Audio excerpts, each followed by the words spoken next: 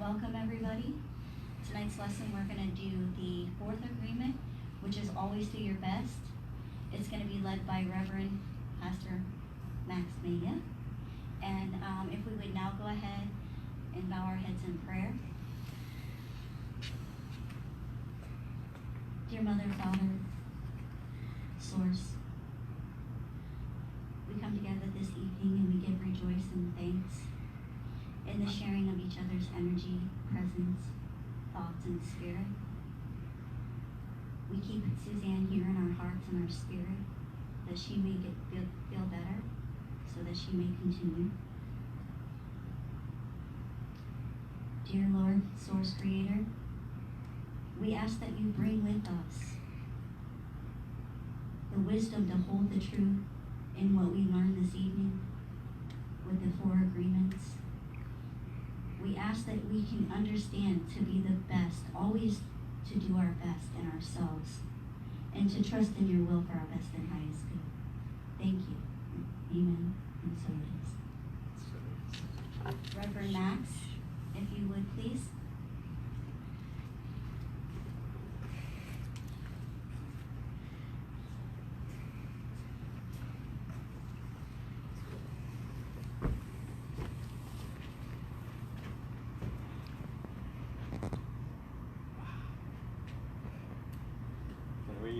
Mute those just a little. There you go, that's good. So, how did everybody like the rain today? I was fairly happy with it. Gave me an opportunity to take a nice nap. Yes, that's what I. So, how many of you are taking these four agreements and starting to apply them? Everybody should be raising their hands. Because if you read them, this is called life in general. You can't hear?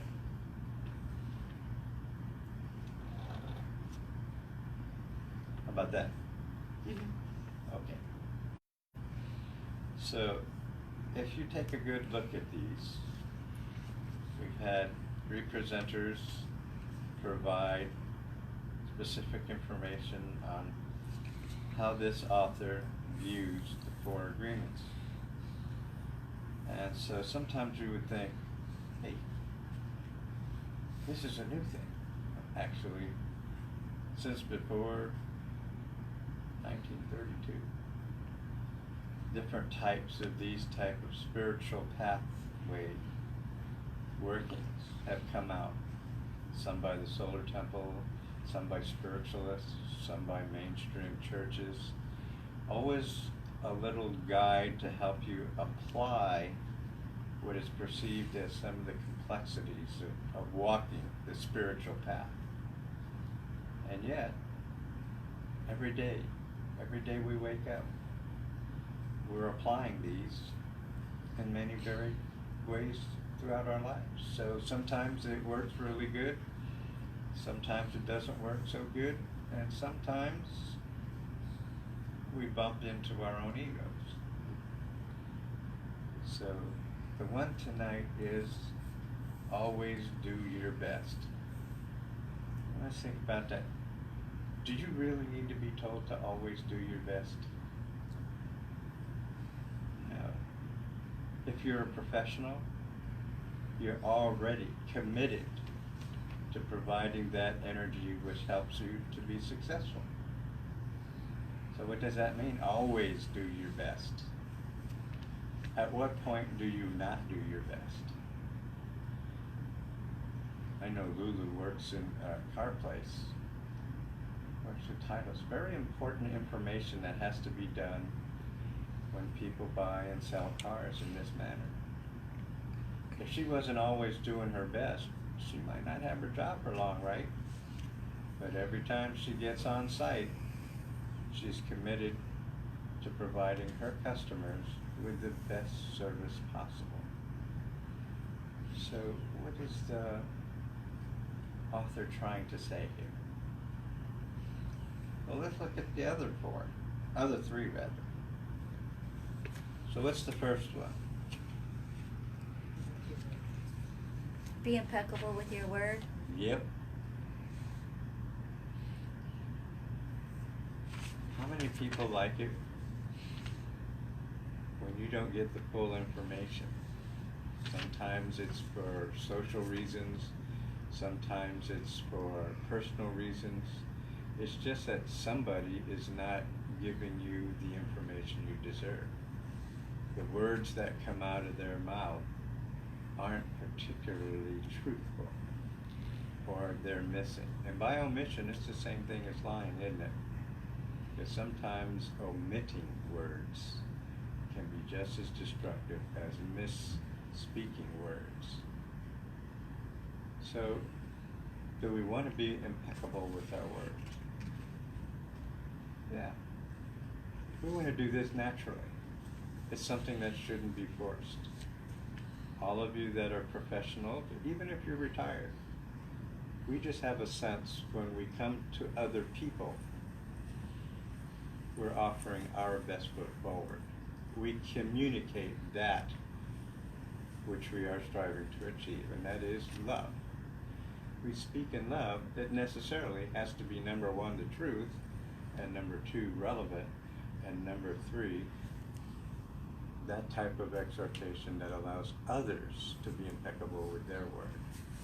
Okay, what's the second one? Don't take it personally. Don't take anything personally. What does that really mean? Don't let people get under your skin, right? The world is not about you. However, what do we know Spirit does for us? The world is not about you because it's a fallen realm, right? We expect people to be fearful. We expect people to hide. And their actions toward you doesn't really have anything to do with you, does it? It's their interpretation of what's happening in their reality. So don't take it personally. Why? Because Spirit ensures your protection. What happens once your ego gets in the way? Starts to fall apart quite quick, doesn't it? So when we say don't take it personally, it's that we're taking steps toward always doing the best. You know, the president's wife was made fun of because, you know, she has broken English, but she said something to children, and she said, always be best. Be best. And a lot of people went, ha ha ha. But actually, we're human beings, right? We're in the constant state of becoming. You are always being. It's a verb, it's action. How can I tell if you're not alive anymore? Because there's no more beingness going on. You don't speak, you don't move. Yeah. You are somewhere else. Your spirit has gone from that body. So, should I take that personally? No. I leave these things aside. Because if we walk in love and we talk in love, what has to happen? Forgiveness is always available.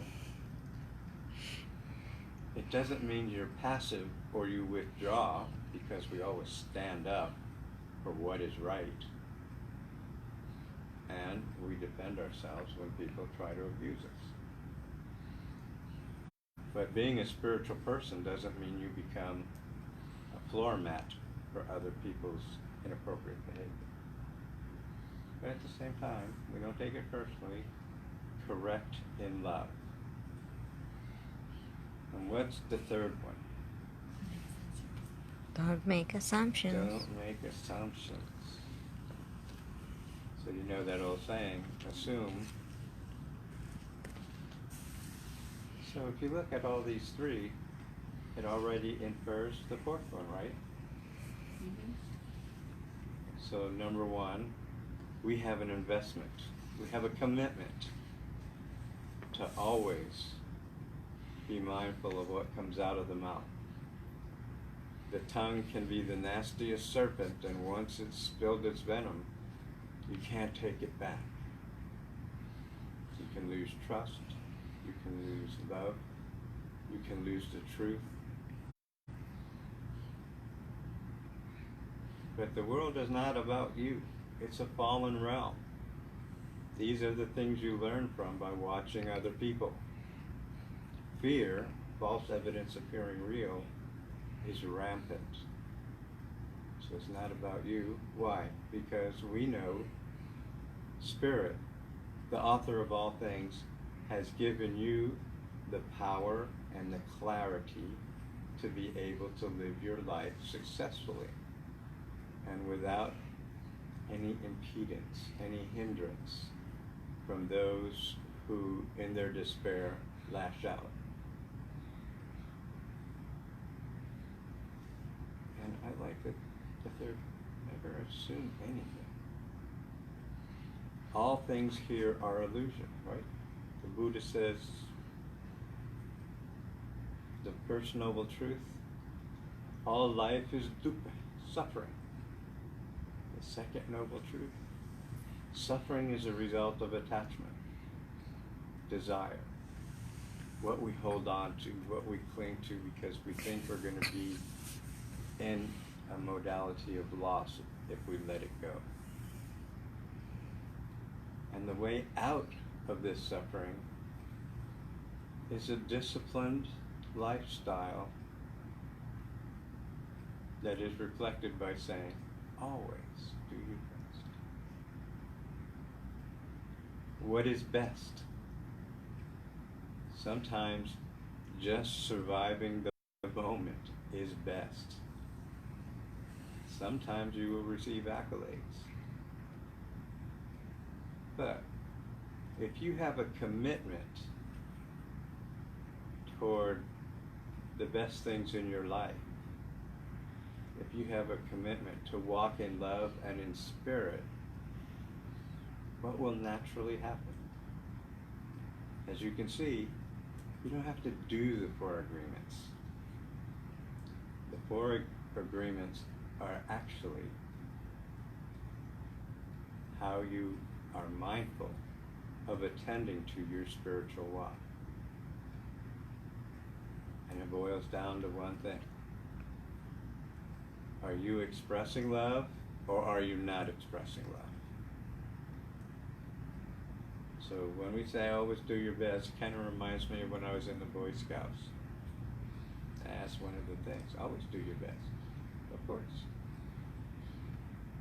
What's the point if you don't?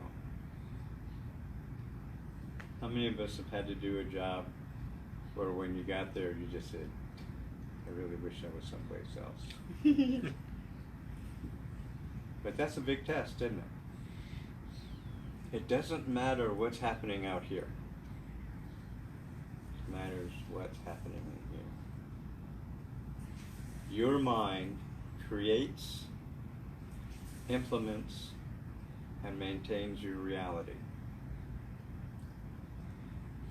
If you think your life is full of strife and negativity, you called it. That's exactly what's going to happen.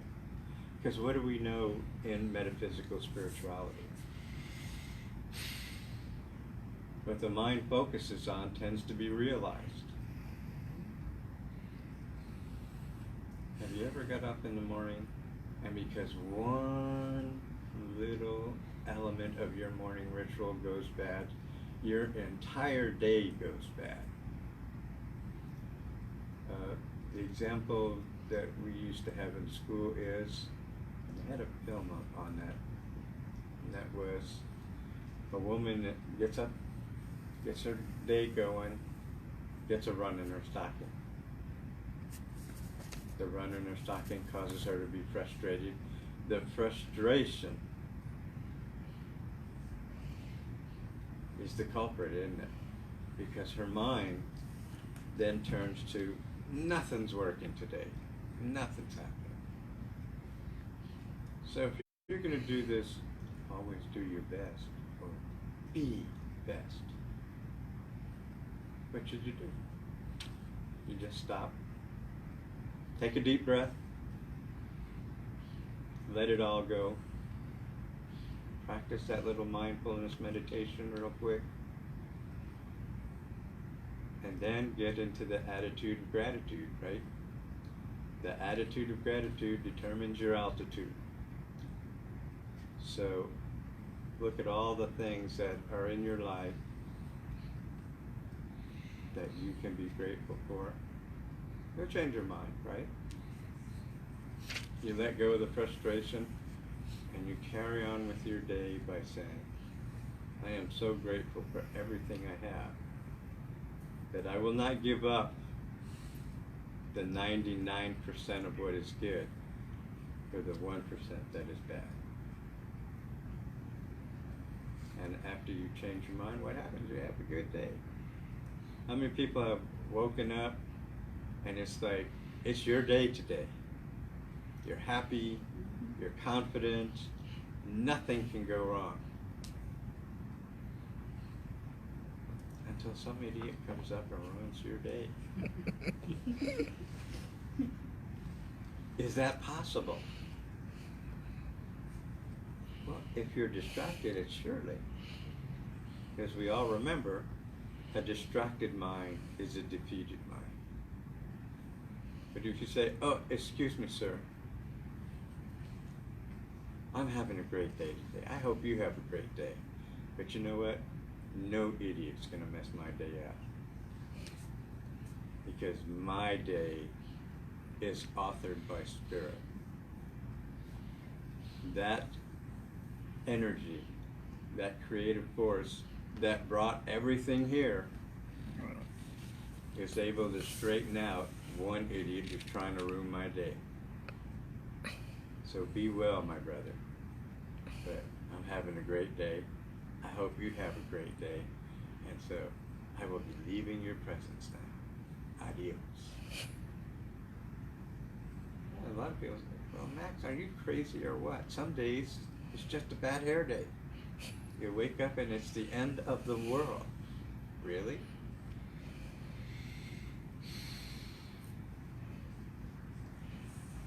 What would happen if it's your last day? And I've come up on a few of those. And I guarantee you, when your body is not operating at its peak efficiency and you really want it, you will change your mind. But I hope that nobody has to go through that, because those are just life lessons. Number one, what do we know? Our spirit's eternal. How old are you really? I'd say about 14.7 billion years, which is how long this part of the multiverse has been into the existence where we can calculate things.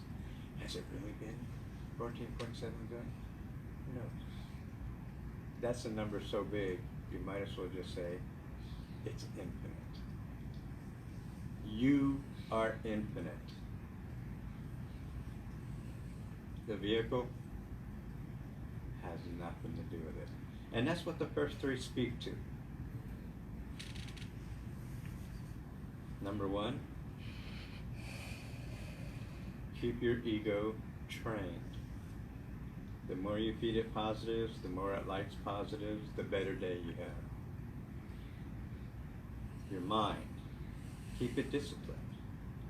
You know, one of my favorite verses in the New Testament is 2 Timothy, study to show yourself approved, a workman rightly dividing the word of God.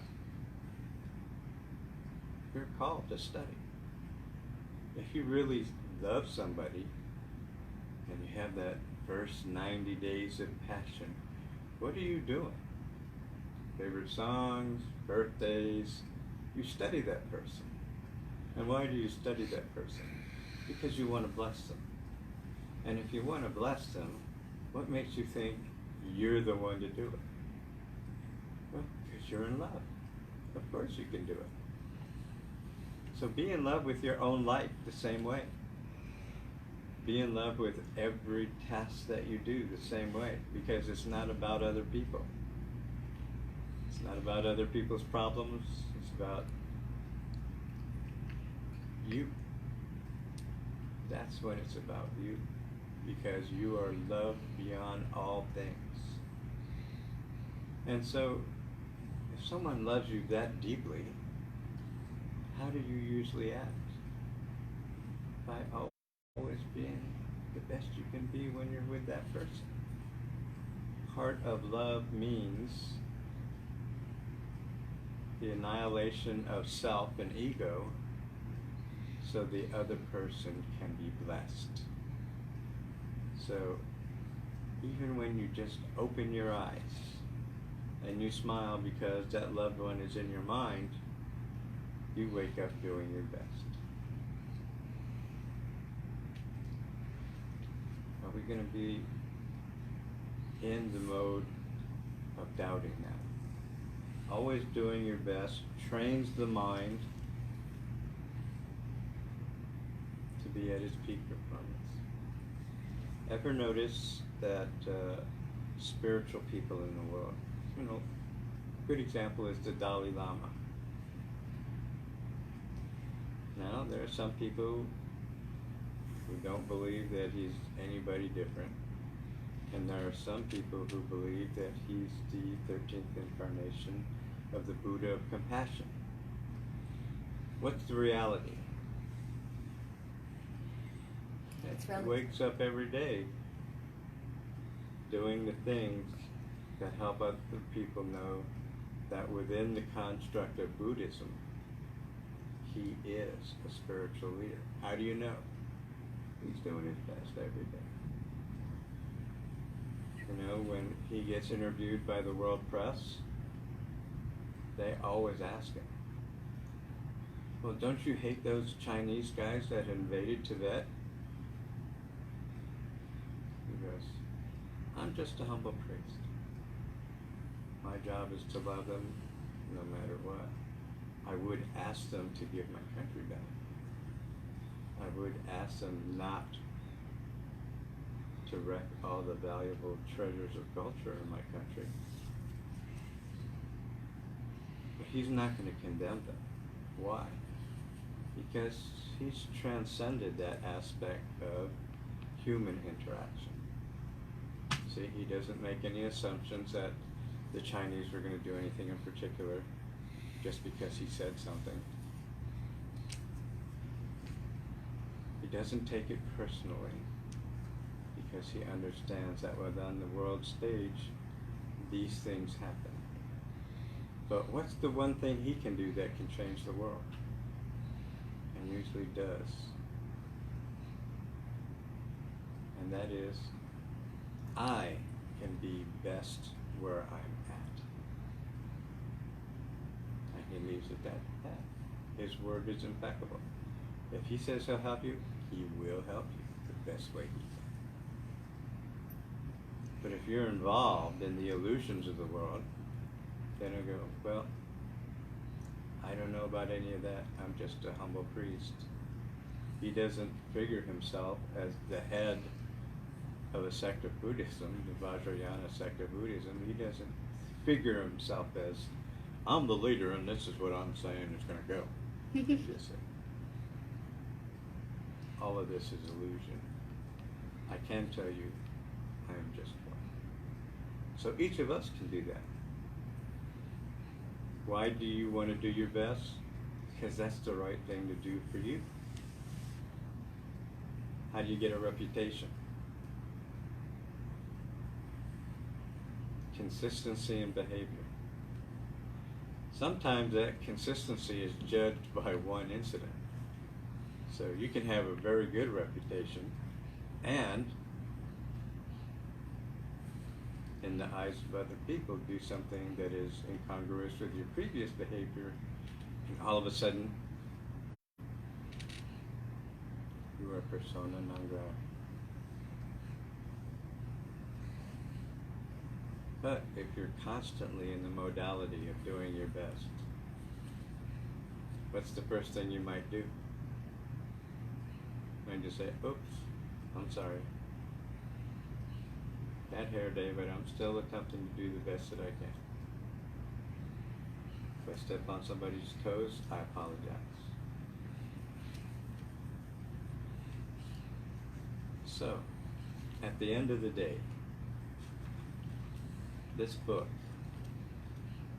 has been instrumental for a lot of people to making them mindful of the basic pathway that you travel in your life. If that pathway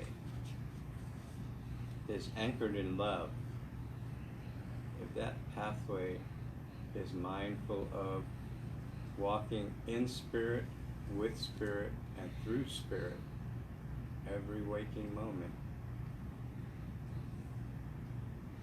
and that can be a very fulfilling and rich life. If it all goes to hell in a handbasket, it's not a problem, because compassion and love are already there. When you love from the inside out, you don't need any strength, because your concern is not with what's out here, it's what's in here. And what do we know is in here? Spirit. You have the divine spark in you. Your construct is that of being within the human construct, within the human spirituality, within spirit. And that's what you call. No one can give that to you. No one can force it on you. In time, in our history, there's just no way that people that walk in spirit and are faith can be swayed from their stance. Some have died, some have undergone torture. You know, Justin Martyr is where we get the word martyr from. And what he went through was quite horrendous. And it still goes on today. It's a reminder that in this fallen realm, people get very afraid of people who live in truth and in spirit. It doesn't stop us from doing it. And that's why we are always doing our best. That's how we are. It's how we roll. It's what we do. Because we cannot say I love you to each other and then not offer up our best. And I leave you with that. Thank you.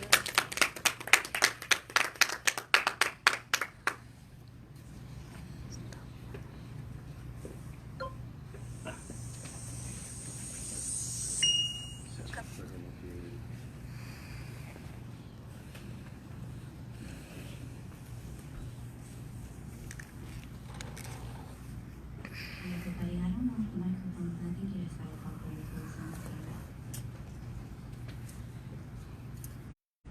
Everybody enjoy the lesson this evening? I know I enjoyed it. Thank you, Reverend Max. I'm not sure, Gary, will you do me a favor and dim my lights, please? Aha. Thank you very much. Time for meditation, you guys ready?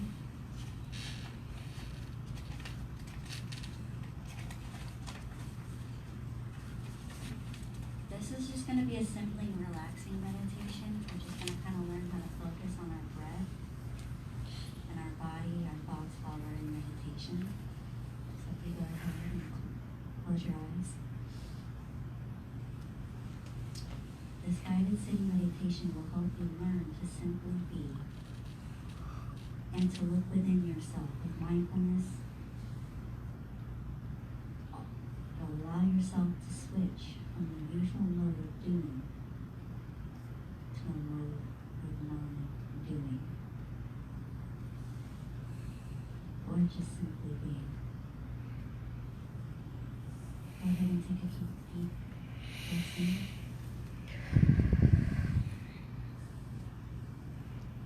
As you allow your body to become still, bring your attention to the fact that you are breathing. Just focus on your breath for a moment. Becoming aware of the movement of your breath.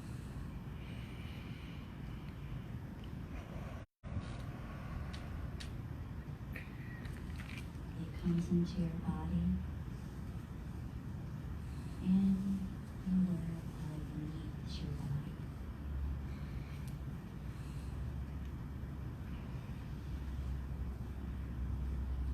Simply being aware of it and the feelings associated with breathing and observing the breath deep down in your belly.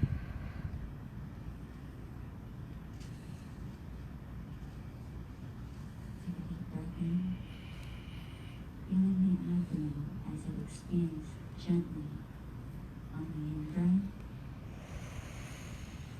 and as it falls back towards the spine on the out-breath. Being totally here in each moment of each breath.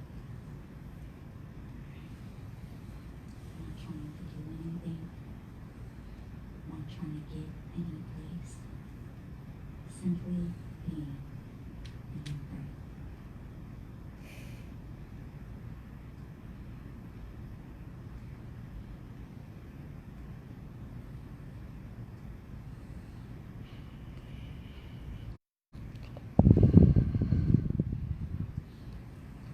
You will find from time to time that the mind will wander off into thoughts, fantasies, anticipations of the future or past, memories or whatever. When you notice that your attention is no longer here and no longer with your breathing, and without judging yourself, bring your attention back to your breath. Breathing and riding the waves of your breathing. Fully conscious of the duration of each breath from moment to moment.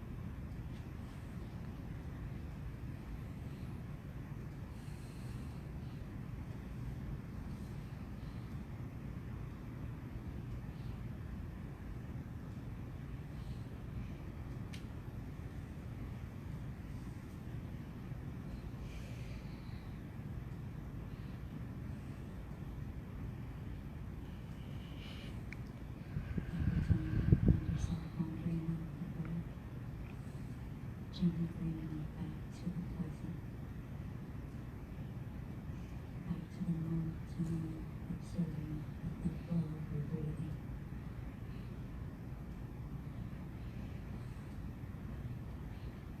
Using your breath to help you tune in to a state of relaxed awareness and stillness.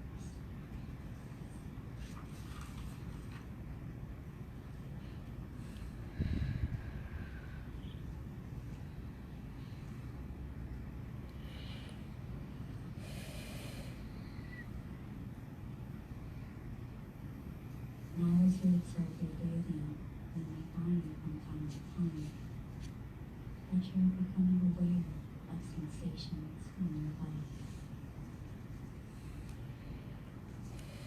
As you maintain awareness of your breathing, see if it is possible to expand the field of your awareness so that it includes a sense of your body as a whole as you sit there.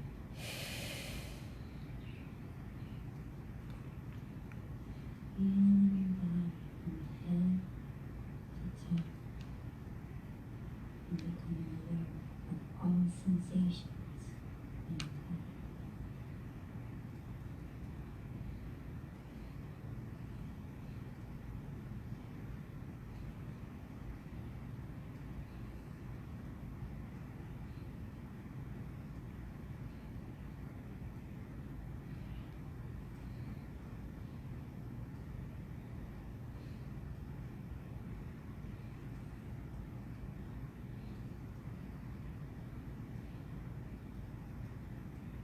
right there with whatever feelings, sensations come with them in the moment, without judging them,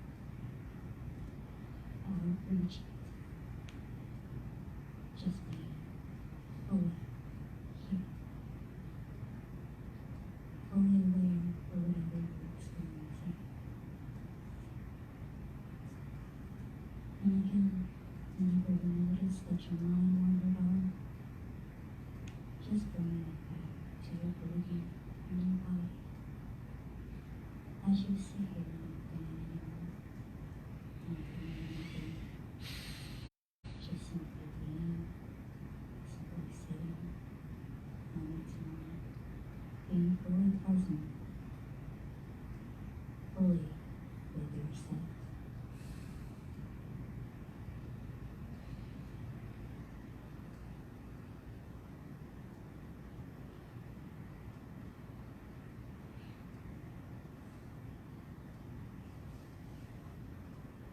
Now as you sit here once again, allowing the field of your awareness to expand, this time expanding awareness to including thoughts as they move through your mind.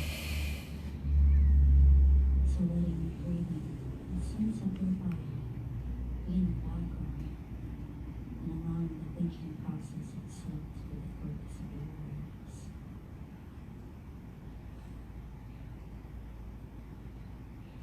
And rather than following individual thoughts and getting involved in the content and going from one thought to the next, simply seeing each thought as it comes up in your mind as a thought, and letting the thoughts just come and go as you sit and dwell on stillness. Witnessing them, observing them, whatever they are, just observe.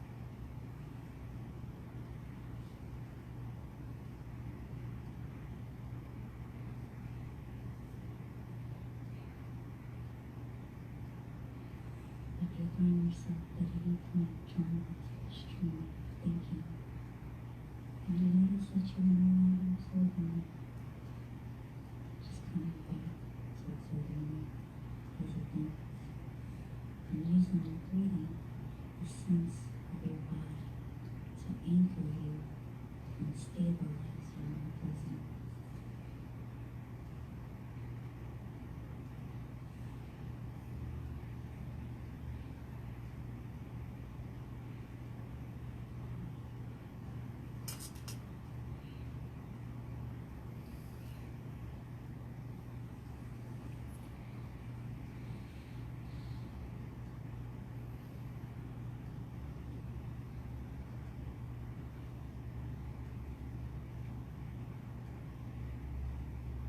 The thoughts can take any form, they can have any content, and they can be either neutral or very highly charged. The thoughts come up and have fear in them. Then just be aware of fear being here and letting these thoughts come and go. The same for words and the same one. Regardless of the things that a thought might create for you, just observing it as simply a thought and letting it there be without pursuing it or without rejecting it, noticing that from moment to moment, new thoughts will come, new thoughts will go.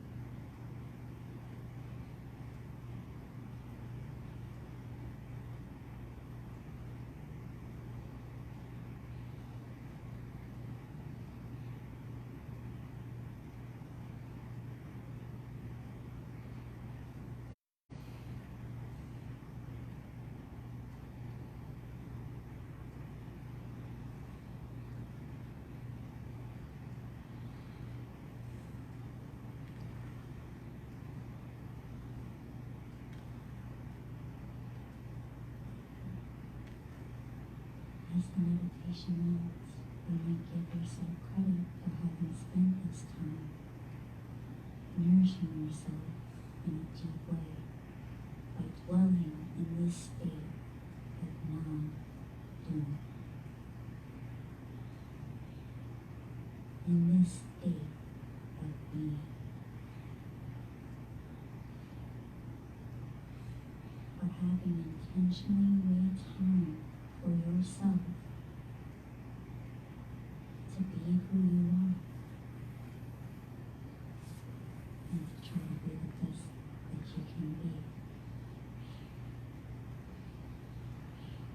And as you move back into the world, allow the benefits of this practice to expand into every aspect of your life. Go ahead and take a deep breath in.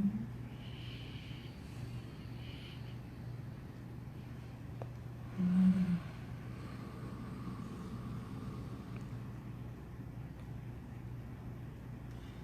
Take another deep breath in.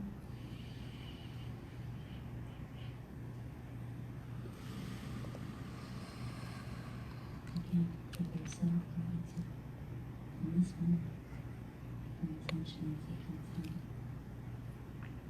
to be the best being that you can be.